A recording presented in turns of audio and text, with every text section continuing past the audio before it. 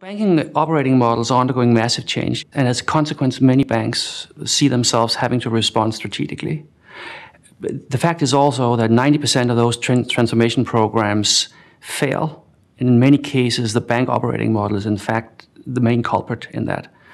Many bankers are simply asking their operating models to do and perform things that they never had to do in the past, and that means a need for change. As bankers move into this change of the operating model, there are 5 things in particular we would encourage bankers to look into.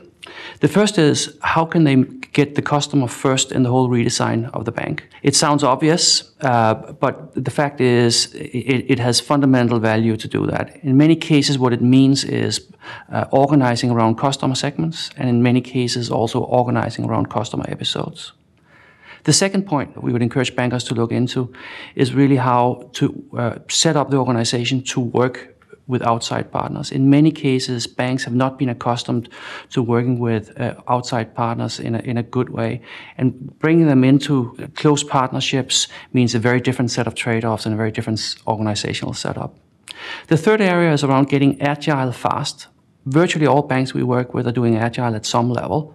Fact is also very few banks have yet figured out how to scale it up such that it has a pervasive effect throughout the bank. And that takes a very different way of operating the agile setup across different functions. Fourth, of course, relates to legacy IT. Legacy IT is a major stumbling block. What we are encouraging bankers to do is to look into how they design the future technology function, shaking all parts of the current IT function as we know it. The fifth and perhaps most critical part relates to talent. Obviously, massive automation will reduce the need for labor in many parts of the banks.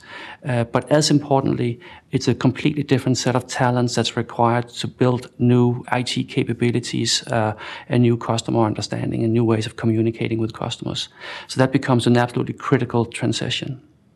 So we would strongly encourage bankers to get ahead of the curve in terms of how they design the banks to better execute on their strategies.